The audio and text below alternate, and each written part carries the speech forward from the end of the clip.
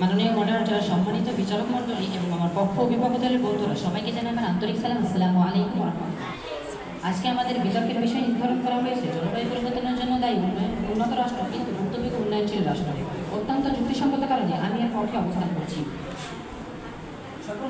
সর্বপ্রথম বিপক্ষ দলের দ্বিতীয় বক্তা যে প্রশ্নটি করে গেলেন সেটার উত্তর দেওয়ার চেষ্টা করব।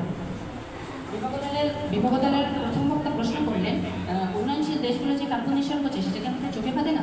তাহলে তাদেরকে আমি উল্টে প্রশ্ন রাখতে চাই, উন্নত রাষ্ট্রগুলো যে পরিমাণে বন উজাড় করছে, উন্নত রাষ্ট্রগুলো যে পরিমাণে কার্বন নিঃসরণ করছে, সেগুলো কি তাদের চোখে বাঁধে না? বিপক্ষ দলের সদস্যদের কাছে আশা করছি উত্তরটা আমি পেয়ে যাবো।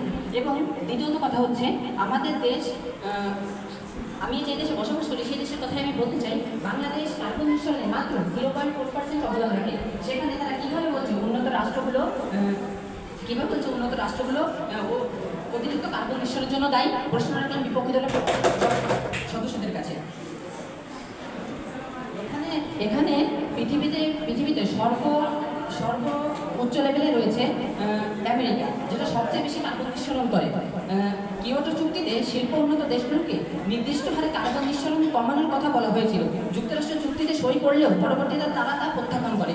তারা চিন্তা করেছিল অর্থনীতি ক্ষতিগ্রস্ত হবে তাদের দেশ।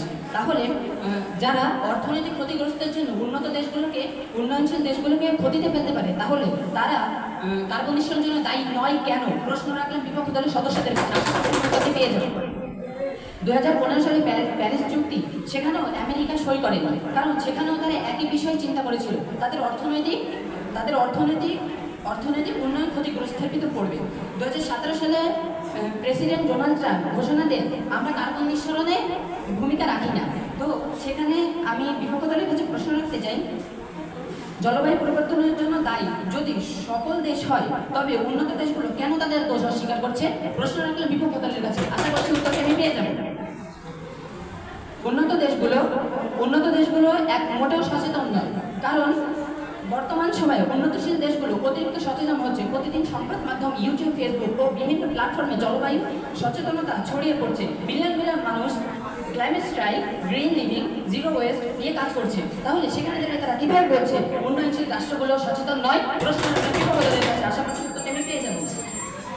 এখানে আমি সর্বশেষ যেটা বলতে চাই, প্রতি বছর উন্নত রাষ্ট্রগুলোর জন্য উন্নয়নশীল রাষ্ট্রগুলোর 1% জমি নষ্ট হচ্ছে। এভাবে যদি 2050 সাল পর্যন্ত চলতে থাকে, তাহলে সেটা 25% গিয়ে পৌঁছাবে।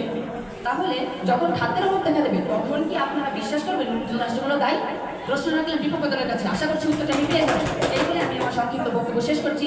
ধন্যবাদ মাননীয় মডারেটর এবং সম্মানিত বিচারক মণ্ডলী, এবং ধন্যবাদ সবাইকে।